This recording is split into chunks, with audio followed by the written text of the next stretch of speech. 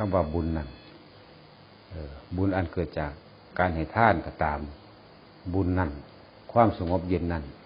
ย่อมเกิดจากผู้ให้ไม่ใช่ผู้รับแม้นเฮาสิให้พระอรหันต์ก็ตามให้สัตว์เดรัจฉานก็ตามความสงบเย็นย่อมเกิดจากเฮาเองไม่ได้เกิดจากผู้รับทานถ้าเฮาทำความเข้าใจเราคิดพิจารณาตึกตรองให้ดีๆนะว่าเป็นจริงหรือว่าเป็นจริงให้คิดในตัวเองนั่นแหละเอานำไปคิดนั่นแหละก็เอิ้นว่าการทรงอารมณ์มันเป็นกุศลคือเก่าคือการนึกถึงแต่สิ่งดีๆคือกันโยนิโสมนสิการเฉพาะสิ่งที่เป็นกุศลคือกันเพ่งในฌานอันเป็นกุศลกะแมนฉะนั้นพยายามระลึกนึกถึงเบิ่งในความเข้าใจผิดคิดว่าที่พวกเฮาแต่เก่าก่อนคิดว่าบุญนั้นพระเอาให้เห็นบ่ต้องเฮ็ดกับผู้นั้นผู้นี้จังได้บุญเนาะต้องเฮ็ดกับพระอรหันต์บ่เฮ็ดกับพระพุทธเจ้าบ่เฮ็ดกับผู้ทรงศีลทรงธรรมทรงฌานบ่จังสิได้บุญแท้ที่จริงบุญเกิดขึ้นจากเฮาเอง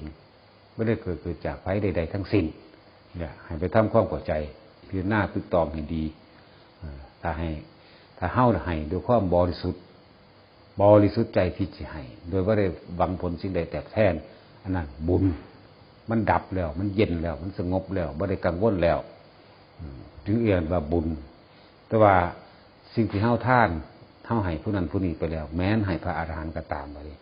เฮายังไปกังวลว่าเพิ่นสิใส่บ่เพิ่นจะไปเฮ็ดหยังบ่ใส่ผิดเจตนาเฮาบ่อันนั้นยังบ่ทันได้เป็นบุญที่บริสุทธิ์บ่บริสุทธิ์ยังเป็นเจ้าของทานอยู่คิดดีๆนะเอาไปคิดดีๆมันเกิดจากไผกันแน่บุญเกิดจากเจ้าของเองนั่นแหละจังว่าบุญนั่นเกิดจากผู้ให้ไม่ใช่ผู้รับไปพิจารณาเบิ่งคักๆนั่นแหละทุกๆคนบัดนี้ บุญอันเกิดจากความระลึกนึกถึงยกตัวอย่างเช่นอนุสติ10อย่างหรือว่าทรงอารมณ์อันเป็นกุศลหรือสิเอิ้นว่าภาษาเฮาว่าให้นึกถึงแต่สิ่งดีๆเด้อความสงบเย็นอันเกิดจากการนึกถึงพระพุทธเจ้าพระพุทธเจ้าเป็นผู้เลิศประเสริฐแบบใดเป็นผู้ตรัสรู้ชอบโดยพระองค์เองแบบใดเป็นผู้มีวิชาความรู้แบบใดแต่เฮาระลึกนึกถึงโดยความศรัทธามั่นคงเห็นสิ่งที่พระองค์บำเพ็ญเพียรมานี่ประโยชน์เพื่อสรรพสัตว์ล้วนๆศรัทธาของเฮาสิเป็นศรัทธาที่มั่นคงและเป็นอจารศรัทธาเชื่อมั่นในพุทธคุณเคล็ดลับในการภาวนาที่ได้ผลทุกคนต้องเชื่อมั่นว่าพระพุทธเจ้าเป็นผู้ตรัสรู้ชอบโดยพระปัญญาของพระองค์เองและเฮาก็ต้องเชื่อมั่นโดยพุทธคุณว่าป้องกันให้เฮาได้โดยการที่เฮาน้อมจิตเข้าไปหาพระองค์คือการภาวนาพุทโธเป็นต้นให้เชื่อมั่นในพุทธคุณอันนี้หนึ่งการระลึกถึงความเชื่อมั่นความไว้ใจหรือความมอบกายถวายชีวิตกับพระพุทธเจ้านี่ก็เป็นเคล็ดลับอันหนึ่งเห็นป่ะที่ให้เฮามั่นใจแล้วก็มั่นคงที่ไหนใดก็คือว่าเฮาเอาจิตไปเพ่งอยู่ในอารมณ์เดียวคือพุทโธนี่ยกตัวอย่างเช่นว่าพุทโธมันเลยร่วมเมื่อมันร่วมแล้วมันก็เลยสงบเมื่อมันสงบแล้วมันก็เลยเย็นมันก็เป็นบุญไผเฮ็ดให้พุทธเจ้าเนาะหรือเจ้าของเฮ็ดเองเห็นบ่ล่ะเจ้าของเฮ็ดเองคือเก่าเห็นบ่ทุกสิ่งทุกอย่างเกิดขึ้นจากตนทั้งนั้นไม่ได้เกิดขึ้นจากไผใดๆทั้งสิ้นเกิดขึ้นจากเจ้าของ เมื่อเราระลึกถึงพระพุทธเจ้าเป็นสิ่งที่เกิดขึ้นได้ยากเป็นสิ่งที่อุบัติขึ้นได้ยากต่อมาเราก็เรียงลำดับไประลึกถึงพระธรรมคำสอนพระธรรมคำสอนที่เพิ่นตัดไว้สวากขาตธรรมคือว่าตัดไว้ดีแล้วชอบแล้วนี่ให้ระลึกถึงพระธรรมอันใดมากที่สุดอยากให้ระลึกถึงอริยสัจสี่มากที่สุดหรือธรรมจักรนั่นแหละที่พวกเฮาสวดกันอยู่นั่นคำแปลมันก็มีอยู่เฮาก็ไปหาความหมายเอาทุกขังอริยสัจจังทุกอันเราควรกำหนดรู้นะเมื่อเฮากำหนดรู้แล้วคำว่าละมันอยู่ในหันแหละถ้ามันรู้แล้วละสาเหตุแห่งทุกข์นี่ก็คือกันดับทุกข์หรือทุกข์ดับนี่แล้วก็วิธีดับทุกข์อันเป็นสายกลางคือมัชฌิมาปฏิปทาไปทำความเข้าใจ กับสัมมาทิฏฐิสัมมาสังกัปโปสัมมาวาจากัมมันโตอาชิโยวายโมสติสัมมาสมาธิเนี่ยคือเรานึกถึงพระธรรมหรือจะนึกถึงความตายกะแมนนึกถึงหลายๆอย่างที่อนิจจังทุกขังอนัตตามันเป็นอย่างคือว่าอนิจจังเป็นอย่างคือว่าทุกข์เป็นอย่างคือว่าอนัตตาเนี่ยระลึกถึงกับเจ้าของเองเด้เอาตัวเองได้เป็นเครื่องประกันเอาตัวเองได้เข้าไปเทียบนั่นแหละเมื่อระลึกถึงตัวนี้ไปแล้วจังซี่บางที่ก็ระลึกถึงพระสงฆ์ผู้ปฏิบัติดีปฏิบัติชอบผู้ทรงธรรมนำคำสอนของพระพุทธเจ้าผู้สืบศาสนาศาสนาคือแนวทางการดำเนินชีวิตอย่างผู้รู้จึงเรียกว่าศาสนาพุทธนั่นแหละเมื่อระลึกนึกถึงพระสงฆ์แล้วจะนึกถึงท่านที่เคยบริจาคมาท่านและเฮ็ดให้เฮามีความสงบและสบายใจสงบเย็นและเป็นประโยชน์เอิ้นว่าจาคานุสติกรรมฐานก็ได้แต่เฮาบ่ระลึกถึงท่านก็ให้ระลึกถึงธรรมที่อันเฮ็ดให้คนเป็นเทวดาได้คือหิริโอตตัปปะเมื่อระลึกถึงตัวนี้ได้แล้วระลึกถึงอานาปานสติคือลมหายใจรู้ลมหายใจเข้าออกเพื่อระงับดับเวทนามั่งคือพยายามเพ่งฌานให้เกิดขึ้นให้ได้เพื่อให้เกิดจุดศูนย์ร่วมในการระงับดับทุกข์อย่างต่างๆอันเป็นของภายนอกหรือปานกลางเพื่อให้เกิดน้ำนองต่อไปถึงปัญญาเมื่อระลึกถึงอันนี้ไปแล้วคือเวียนไปเวียนมาในการระลึกถึงมรณานุสติกรรมฐานเพื่อไปเกิดความประมาทหรือความทะเยอทะยานอยากอันใดที่นั้นมากเกินไปตัดเอาไว้ว่าทุกคนมีมากก็ตามมีน้อยก็ตามสุดท้ายเราก็ต้องตายนะเรื่องว่ามรณานุสติกรรมฐานเป็นว่าอนุสติ10อย่างสิ่งที่ควรระลึกหรือทรงอารมณ์อันเป็นกุศลใน10อย่างแค่นี้มันกับมากมายแล้วแหละคือว่าบางคนก็ระลึกถึงหนังถือบ่นออันนี้ถือบ่นออันผิดอันนี้ถูกหรือแนวใดจริงๆถูกทั้งเบิดจนถึงสุดท้ายว่าทำอันใดเป็นความสงบระงับได้จากความกังวลเล่าร้อนระงับตัณหาระงับอุปาทานใดอันนั้นเอิ้นว่าระลึกนึกถึงอุปสมานุสติเอิ้นว่านิพพานนั่นเอง มันเป็นสื่ออันหนึ่งสื่อดอกคำว่านิพพานถ้าระลึกนึกถึงทุกข์ได้ทุกข์นี่ทุกข์อันเกิดจากกายทุกข์อันเกิดจากยึดในกายทุกข์อันเกิดจากโลกในกายทุกข์อันเกิดจากความหิวทุกข์อันเกิดจากการพัดพรากจากกายก็คือพ่อแม่ตายจังซี่แต่ที่จริงความตายมันก็เป็นของธรรมชาติอันหนึ่งแต่ว่าเฮาไปถูกเพราะว่ายึดว่านั่นพ่อแม่กูยังก็แล้วแต่ระลึกถึงไปเมื่อเฮารู้สาเหตุว่าเฮากำลังยึดในสิ่งนั้นสิ่งนั้นเพราะความเป็นธรรมดาความเป็นตถาตาทุกสิ่งทุกอย่างเกิดขึ้นมาเป็นเช่นนั้นเองอย่างเช่นว่าความเกิดก็ต้องมีความแก่ก็ต้องมีความเจ็บและมีความตายมันก็เป็นเช่นนั้นของมันเองแล้วเฮาสิมายึดอีหยังมากเนี่ยปล่อยออกอันนั้นก็ได้ที่สามารถเฮ็ดให้เฮาระงับดับความกังวลเร่าร้อนถึงความสงบได้คำว่าสงบนี่ถ้าสงบลึกถึงจิตใจเลยก็คือว่าไม่มีความรู้สึกอะไรใดๆกับบุคคลผู้ใดก็แล้วแต่มีแต่รู้กับรู้หยังรู้ทุกอย่างเกิดขึ้นในโลกนี่ล้วนแล้วแต่เดินทางเข้าสู่ความเสื่อมสลายและสูญหายไปเรียกว่าอนิจจังกับอนัตตาถ้าเฮาบ่ยึดความทุกข์บ่เกิดกับเฮาก็แล้วกันนาคำว่ายึดนี่มันสิปรุงแต่งไปต่างๆนานาเด้ปรุงแต่งผู้นั้นจังสั่นจังสี่อันนั้นอันนี้นี่เอิ้นว่ายึดโดยบ่รู้ตัวหรอกว่าแต่ของยึดปรุงแต่งความนั้นความนี้อยากให้เป็นไปได้ดังใจที่ตัวเองอยากอยากให้เป็นจังสั่นอยากเป็นจังสี่แล้วเอิ้นว่าตัณหาและอุปาทานสองอย่างนี่สำคัญตัณหากับอุปาทานมันแยกกันบ่ออกดอกมันเดียวกันนั่นแหละแยกบ่ออกเป็นเดียวกันมีเอิ้นว่าถ้าเฮาเป็นผู้รู้เท่าทันตัณหารู้เท่าทันอุปาทานถ้ารู้ทันแล้วมันก็ดับในหันแล้วมันจบแล้วมันบ่อะไรอะไรอาวรณ์โสกปริเทวทุกขะอุปาญาตอะไรอาวรณ์อยากให้เป็นอยากให้ได้อยากให้เป็นดังใจนะตัวนี้ถ้ามันดับลงแล้วมันก็เป็นนิพพานเท่านั้นแหละมันเลยแม่นของยากดอกนิพพานนะขอให้รู้ต้นสายปลายเหตุ ของความถูกของความหยุดกับความถูกอันเดียวกันจึงเอ่ยว่าขอให้ทุกคนส่งอารมณ์อันเป็นกุศลใดอยู่ตลอดบ่นึกถึงอันหนึ่งกันนึกถึงอันหนึ่งหน้าในสติ10อย่างนี่เองผมจึงบอกว่าสติสำคัญที่สุดในการปฏิบัติธรรมรวมทั้งหมดแล้วสติสำคัญที่สุดเลยและสิเอามาใส่เวลาจิตสุดท้ายก่อนที่สิตายจิตสิออกจากร่างนี่เฮาสินึกถึงสิ่งใดมากที่สุดแต่คนบ่ฝึกหัดปฏิบัติธรรมบ่รู้ดอกเกี่ยวกับธรรมะอันนี้สินึกถึงตะไห้หน้า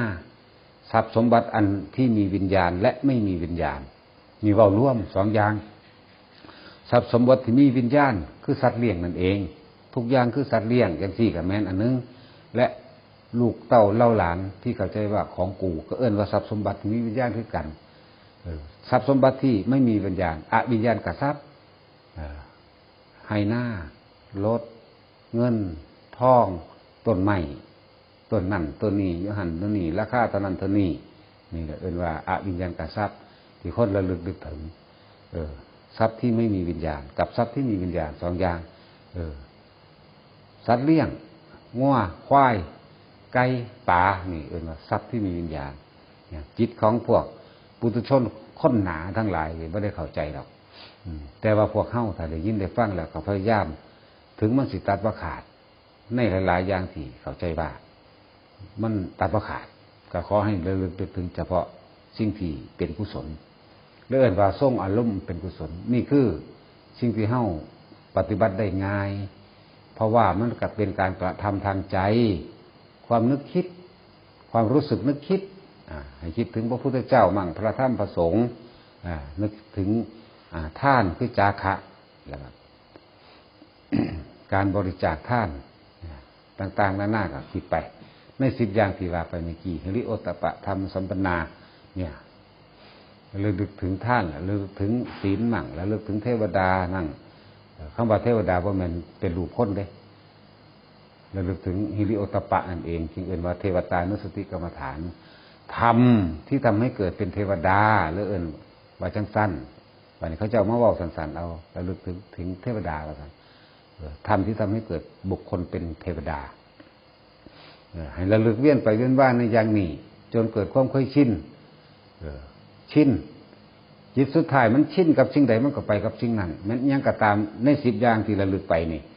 เป็นผู้บ่ตกต่ำก็แล้วกันนานี่เพิ่นจึงบอกว่าสติสำคัญที่สุดในการปฏิบัติธรรมให้ทุกคนเวียนไปเวียนมาในนี่แหละถ้าสิสูงลึกล้ำขึ้นไปอีกจังสี่การระลึกถึงอสุภะ10เนี่ยอสุภะ10ลึกล้ำแยกย่อยเข้าไปอีกระลึกถึง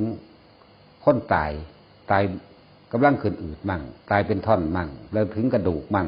เนี่ยเบาๆไปละมันหลายแต่สำนีกับพ่อแห้งแล้วเนาะยังพอท่านได้ทัวถึงอยู่ใน10อย่างที่ว่าสติ10นี่ก็ดีเนาะสติแปลว่ายังเอาแปลว่ายังยาลมนั่นแหละคิดถึงการนึกถึงการคิดถึงเนี่ยอยากให้ทุกคนชินอยู่กับสติ10อย่างนี่แหละนึกถึงพระพุทธเจ้ามั่งเป็นพระพุทธรูปก็ตามพระพุทธเจ้าคือเก่านึกไปนึกถึงพระธรรมคำสอนบทที่เฮาสวดทั้งหลายแหล่นั่นแหละนี่ธรรมจักรมั่งอนัตตลักษณสูตรอธิตปริยยสูตรมั่งนี่ระลึกไปปฏิจจสมุปบาทมั่งนี่ระลึกไปเอ็นว่านึกถึงพระธรรมนึกถึงพระสงฆ์ผู้ปฏิบัติชอบถึงผู้หมั่นหลวงตาเนี่ยนึกไปเพิ่นเฮ็ดจังได๋นอเพิ่นคือเป็นพระอรหันต์นอนี่ใน10อย่างที่เฮาระลึกไปบ่ตกต่ำจักอย่างไม่มีความตกต่ำกันแล้วกันนะตายในสติอันใดระลึกถึงสิ่งใดก็ไปกับสิ่งนั้นแต่ว่าถ้าเฮามาเทียบกับปุถุชนว่าตายในสติที่ไประลึกนึกถึงให้หน้ามันก็ไปตามนั้นแหละจิตติดที่ไหนย่อมไปเกิดที่นั่นเป็นอย่างเฮาคือบ่เฮ็ดให้มันติดในอนุสติ10อย่างนี้โดยเฉพาะอุปัสสมานุสติเนี่ยอยากให้นึกมากที่สุดคือพระนิพพานนั่นเองตายมันได้กระสร้างกูไปนิพพานได้เดี๋ยวกูบ่เกิดแมงอีกเอาอยู่จังซี่จักว่าล่ะนั่นแหละเวียนไปเวียนมาในสติ10อย่างหรืออนุสติ10อย่างเพิ่นจึงบอกว่านี่กรรมฐาน40อย่างที่เพิ่นตั้งไว้เป็นเบื้องต้นเป็นเบื้องต้น อสุภะ10กสิณ10มันไปพุ่นแหละมันหยังบุกกสิณก็เลยเนาะถึงจักจะตาสินนั่นแหละกับอิฮิโปเนาะตาสินอยู่จักอยู่ในวงนี้แปลกันอากสิณบ่หูจักแปลกันหลายๆคนให้พยายามคิดเฉพาะเรื่องนี้เรื่องอนุสติ10อย่างเพราะว่ามันเป็นกุศลถ้ามันเป็นกุศลเราเป็นผู้ตกต่ำบ่ตกต่ำก็แล้วกันนาแล้วก็พยายามละต่างๆออกที่เคยมีความเสื่อถือมาเก่าก่อนอย่างเช่นว่าเสื้อเลิกงามย่ามดีทั้งหลายละออกเลิกงามย่ามดีและดวงดาวบนฟ้าเนี่ยจะมาเกี่ยวอะไรกับชะตาของชีวิตคนบนดินตนแรกต้องเป็นที่พึ่งของตนและสัตว์โลกก็ย่อมเป็นไปตามกรรมคือการกระทำของตนจะไปเสืออันนี้จังสั้นจะไปเสือว่าคำว่ากรรมมีผู้อื่นเฮ็ดให้บ่แม่นให้เชื่อตนต่างหากละเนี่ยละออกให้มันได้ประเภทนี้อันใดมันผิดเฮาก็บ่เอาความไปยึดติดไปเฮ็ดตามดอกถอยออกมาถอยใจออกมาพยายามละสิ่งเก่าๆสิ่งเหล่านั้นออกเชื่อว่าผีสางนางไม้เทวดาสิดลบันดาลความสุขให้ได้เชื่อว่าขอสิ่งนั้นสิ่งนี้จากสิ่งศักดิ์สิทธิ์ได้นั่นแหละให้ละออกมาเสียคำว่าศักดิ์สิทธิ์นั่นแปลว่าสำเร็จผู้ใดเห็นยังสำเร็จกับผู้นั้นแหละศักดิ์สิทธิ์พวกเขาที่เสือกับเสือไปอย่าไปเอาคำอื่นเขามาปนกับคำพุทธเจ้าพุทธเจ้าบ่เคยเสือเลิกงามยามดีอันใดพร้อมสุว่าสิสร้างบ้านถ้าของพร้อมสร้างเลยบ่ได้ถามวันนั้นวันนี้นะไปเลยบ่ได้เสือพิธีต่างๆในการบวงสรวงบ่เสือเฮ็ดไปเลยคือเฮาเฮ็ดให้เบิ่งอยู่แล้วนี่บ่มีจักอย่างเลยในการที่เฮาไปวันนั้นเนาะจังเฮาจังขึ้นเสาศาลาวันนี้เนาะเลิกนั่นเนาะเลิกนี่เนาะเอาผ้ามาบวงสรวงเถิงบ่มีเฮ็ดเลยนี่เบิ่งตัวอย่างเอาเร็วหรือบ่เร็วบัดเฮาอยู่แค่ปีกับ3เดือนก็กลัวมันคือเร็วแท้แม่นบ่ล่ะ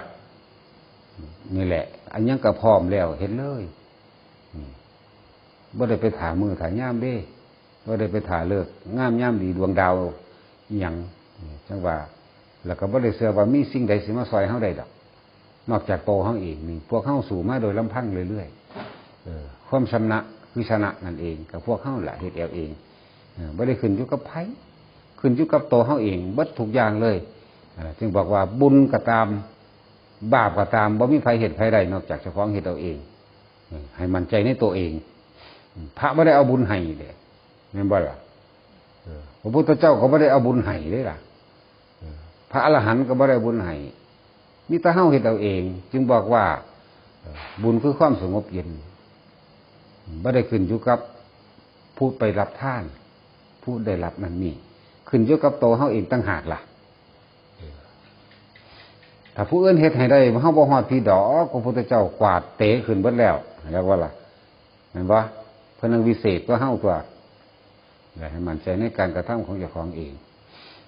สิ่งใดที่เราร้อนกังวลปัดออกเร็วๆแล้วพยายามเอาสตินี่ระลึกถึงเฉพาะนี่แหละที่ว่าอนุสติ10อย่าง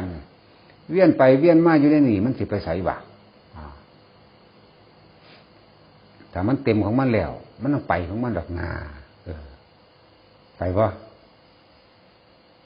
จะต้องวัดยิ้มหวานอยู่นี่บ่ นึกถึงเฉพาะ10อย่างนี่แหละเด้อกลับไปกลับมากลับมากลับไปแล้วแต่เวียนไปเวียนมาอยู่ในนี่แหละนี่แหละ จึงบอกว่าทำให้มันเกิดความเคยชินทำให้บ่อยทำให้มากใส่ความคิดนี่แหละทำน่ะร่างกายก็ไป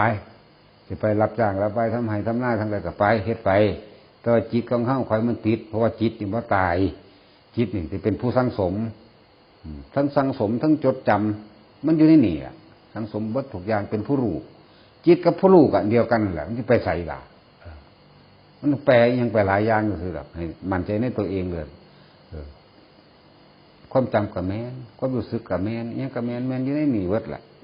จะไปสนใจคำบอกอย่างอื่นให้มั่นใจตัวเองเลยความรู้สึกในจิตทั้งหลายนั่นแหละจิตก็ดี ความจำได้หมายรู้ทั้งหลายก็จิตก็ดีเป็นสั้นพยายามเฮ้าบัดนี้ใส่สติเอาจิตตรงนี้ระลึกนึกถึงคือกันระลึกถึง10อย่างที่ว่ามานี่วนไปเวียนมาอยู่ในนี่มันจะไปไสว่านั่นแหละเวลาสิตายมาด้วยความเคยชินเห็นปะมันสิบ่นึกถึงอย่างอื่นได้เพราะว่ามันชินอย่างนี้แล้วนึกถึงพระพุทธเจ้าเข้าไปที่เป็นพระพุทธรูปก็ตามพุทโธรั่วเข้าไปที่มันขาดปุดไปพุ่นทั้งสูงก็แล้วกันนาเป็นผู้ประตกต่ำก็แล้วกันนานี่ครับกลับไปนอนพากันสมาทานศีลเด้นั่นศีลานุสติแกเห็นบ่ล่ะศีลานุสติกรรมฐานเด้ฐานที่ตั้งของใจของเฮาแล้วลึกถึงศีลที่เจ้าของมีอยู่สมาทานแล้วก็ตั้งเจตนาเอาไว้ว่าเฮาสิรักษาฮอดตี 5บ่หรือ6 โมงบ่หรือตื่นขึ้นแล้วเลิกบ่ก็แล้วแต่นะนอนก็นอนมันเป็นภูมิศีลศีลสิเป็นพื้นฐานอย่างดีศีลสิเป็นเครื่องรองรับอย่างดี นั่นแหละแม่นเฮาสิมีมื้อละ5 ชั่วโมง 3 ชั่วโมงดีกว่าบ่มีซะเลยด้วยเจตนาเด้เจตนาเด้มันสิเป็นตัวยอดมากแล้วก็ล่ะแหละแต่ก็ระลึกถึงที่ว่ามาบัดนี้10 อย่างนี่แหละจนถึงสุดท้ายว่านิพพานเกิดเป็นหยังก็สร้างกูบอกกับมึงอีกทุกแมงเบิดน่ะนี่ว่าไปโลดบอกนั่นเลยก็บอกไปโลดคือศูนย์กับมันก็คักนี่อยากว่าความเกิดเนาะให้นายมันเข้าไปนายมันเข้าไปความเบื่อหน่ายคลายกำหนัดจากความยินดีจากสิ่งทั้งปวงแล้วมันก็เป็นของมันเองมันจะซื้อวางได้กับสร้างดอกเพราะว่าสิ่งเหล่านั้นมันเป็นของว่างเนาะเอาพอเมื่อ